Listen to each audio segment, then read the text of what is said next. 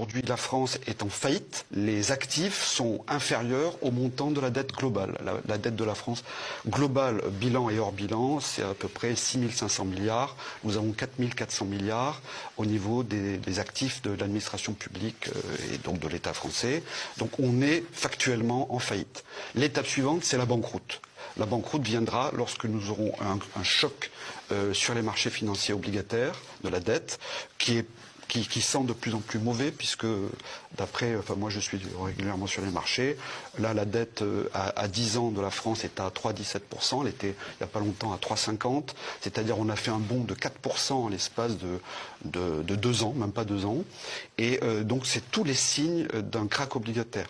Aux États-Unis, s'ils passent le cap des 6% du coût de la dette, l'emprunt des bons du Trésor à 10 ans, ils sont en situation d'effondrement de tout leur système de finances publiques aux États-Unis.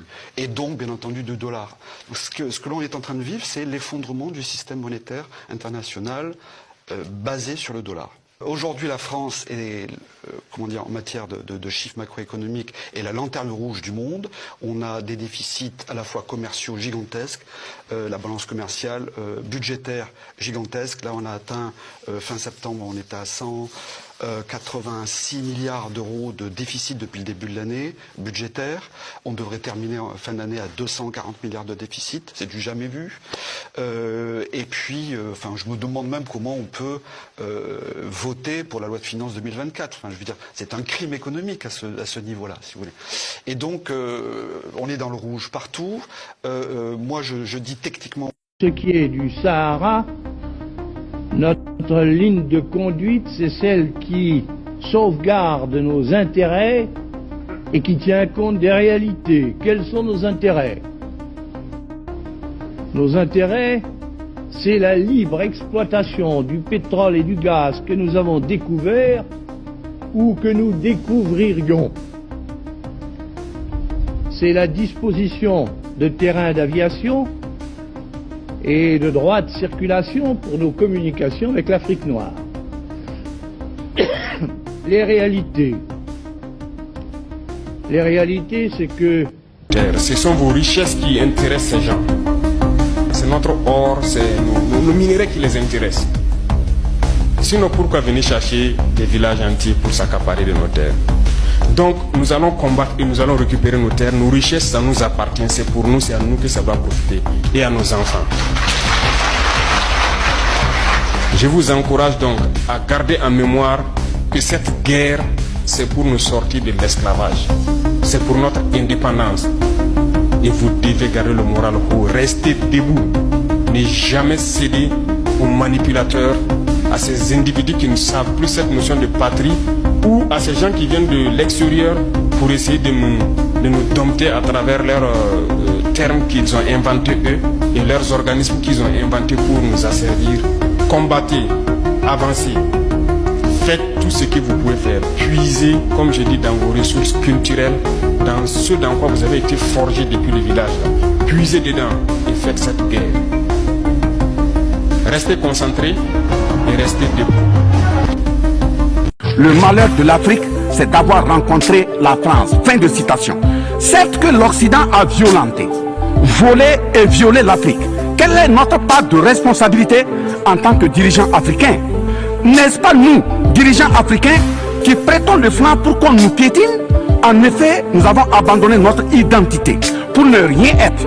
Nos noms ont disparu pour faire place à d'autres noms importés et qui ne collent pas à nos réalités. Il nous faut reconquérir notre culture. Nous avons singé en copiant l'Occident, en monogamie. Voilà qu'aujourd'hui, on veut nous faire croire que des contre-valeurs, des attitudes contre la nature relèvent du ressort de la liberté. Il ne sera pas question d'homosexualité en Afrique. Je le répète, il ne sera pas question d'homosexualité chez nous. Monsieur le Président, ce qui vient d'être décrit sont les étiquettes profondément malheureuses d'une ONU aujourd'hui résumée qu'à sa portion de forme, car 1,2 milliard de personnes sont plongées dans la misère. 2000 milliards de dollars US dans l'armement. 20 fois le budget de l'ONU dans le nucléaire.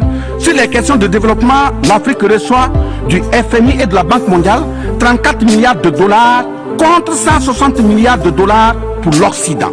La paralysie du Conseil de sécurité de l'ONU, la paralysie de l'Organisation mondiale du commerce, la montée des tensions suite au repositionnement géostratégique. L'Organisation mondiale du commerce également encore bloquée. Le Fonds monétaire international FMI et la Banque mondiale qui fonctionnent en véritable usurier. L'Organisation mondiale de la santé qui est de plus en plus dominée par les firmes pharmaceutiques de rente, donnant ainsi une priorité commerciale que sociale aux vaccins tels que le vaccin contre la Covid-19. L'ONU qui devient de plus en plus l'ombre d'elle-même de par les tentatives de sa prise en otage par un conglomérat de puissances internationales impérialistes, brouillant ainsi la clarté et le sérieux dans ses prises de position, etc. Par conséquent, les peuples africains en général, et sahéliens en particulier, se battront vigoureusement pour que la CEDEAO, l'Union africaine et l'ONU soient des institutions au service véritablement des peuples du monde pour leur profonde émancipation et le progrès social véritable. Parce que ce sont les manquements de ces organisations, leur manque de sincérité, leurs décisions clientélistes et à géométrie variable, la couverture des tripatouillages constitutionnels avec leur lot de crimes, la promotion de la mauvaise gouvernance, le pillage, la désorganisation sociale et la corruption qui conduisent immanquablement au coup d'État, qui ne sont donc que des conséquences. Traitons donc les causes et les conséquences disparaîtront d'elles-mêmes. Mais si nous continuons avec ce jeu de l'Autriche, à la diplomatie d'hypocrisie, aux mensonges éhontés d'État, aux crimes organisés, au tripatouillage constitutionnel et à la fabrication de l'armée à la tête de nos États africains, même l'ONU risque de ne pas échapper à un coup d'État. À bon entendeur, salut. Dans ce sens,